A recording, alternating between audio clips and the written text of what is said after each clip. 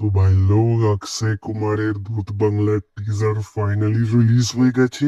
And টিজারটা দেখার পর আমার মনে একটা প্রশ্ন আসছে যে এই মুভিটা কি সত্যি স্কেরি হবে, মানে অডিয়েন্সকে কি ভয় দেখাতে পারবে, নাকি এটা শুধুমাত্র নস্টালজিয়াকে টার্গেট করে অডিয়েন্সকে ট্র্যাপ করবে।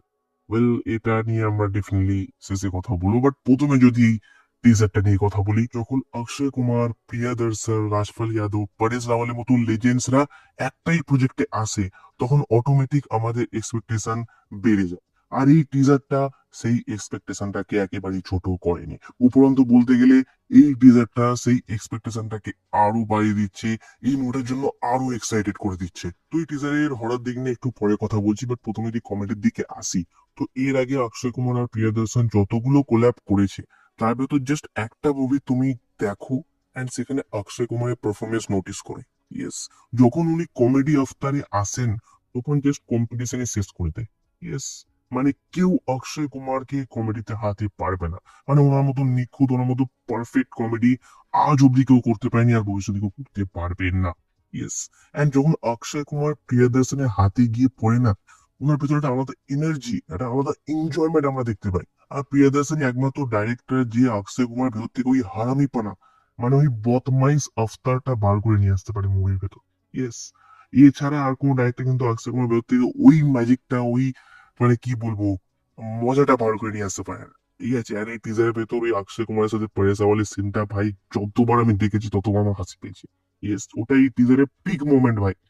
এন্ড তার পাশাপাশি রাজপাল যাদব আছেন, সুসেন গুপ্ত আছেন, পরেশ রাওয়াল আছেন, আসরানি আছেন, তো অনেক বড় বড় লেজেন্ডসরা আছেন এই মুভির ভেতর। তাদের একটা একটা করে ঝলক দেখানো হয়েছে। বাট ওভারঅল আমি যদি বলি, এই টিজারটা কিন্তু আমার এক্সপেকটেশনকে একেবারেই ফুলফিল করে দেয়। ইয়েস, এন্ড আমি এই মুভির জন্য আরো বেশি এক্সাইটেড হয়ে যাই। আর এবার যদি এই টিজারের হরার দিক নিয়ে কথা বলি, তো এই টিজারের ভেতর হরারের দিকটা তেমন ভাবে রিভিল করে না, বাট যতটুকু আমরা দেখতে পেলাম, দেখে একটু ইন্টারেস্টিংই মনে হচ্ছে। মানে একটা মিনিমাম লেভেল অব্দি তো হরর থাকবে এই মুভির ভেতর, যেটা লোককে একটু হলেও ভয় পাইয়ে দেবে, তাই না? তো সেই লেভেলটা এই টিজারের ভেতর দেখে মনে হচ্ছে হ্যাঁ আছে। ওকে, এন্ড এরপর যখন ট্রেলার আসবে বা মুভি আসবে, তার ভেতরে আমরা অ্যাকচুয়ালি জানতে পারবো কতটুকু হরর আছে এই মুভির ভেতর। বাট ওই হরর এলিমেন্টস যেগুলো দেখিয়েছে এই টিজারের ভেতর, সেগুলো দেখে ঠিকঠাকই লাগছে। মানে এমন আহামরি কিছু দেখায়নি বা এমন খারাপ কিছু দেখায়নি। এই টিজারটা দেখে এটুকু বোঝা যাচ্ছে কোনো একটা খারাপ ঘটনা বা ডার্ক ফাস্ট লুকিয়ে আছে ওই ভূত বাংলার ভেতরে। ঠিক আছে, তো সেই একটা রহস্য বা সেই একটা সাসপেন্স যদি বজায় থাকে পুরো মুভির ভেতর, আরো মজা চলে আসবে। এন্ড এই মুভির ভেতর আমরা অক্ষয় কুমারের ডিফারেন্ট ডিফারেন্ট লুকস দেখতে পাবো, আফতার দেখতে পাবো। ওকে, তিন চারটে হতে পারে বা তারও বেশি হতে পারে। ওকে, তো সেইটা দেখার জন্য আমি আরো এক্সাইটেড। এন্ড ভিডিও শুরুতে আমি যেটা বলেছিলাম যে এই মুভিটাকে শুধুমাত্র নস্টালজিয়াকে টার্গেট করে অডিয়েন্সকে ট্র্যাপ করবে।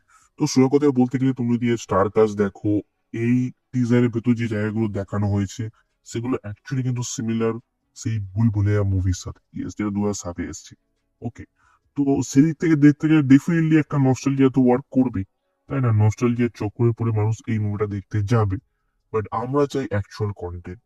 ওকে, এই মুভি যদি কমেডি খুব ভালো হয়, তাহলে তো সুবহান আল্লাহ।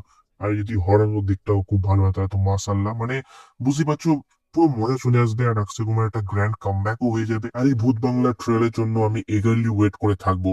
আই হোপ যে ভাই ট্রেলারটাও খুব ভালো বার হবে।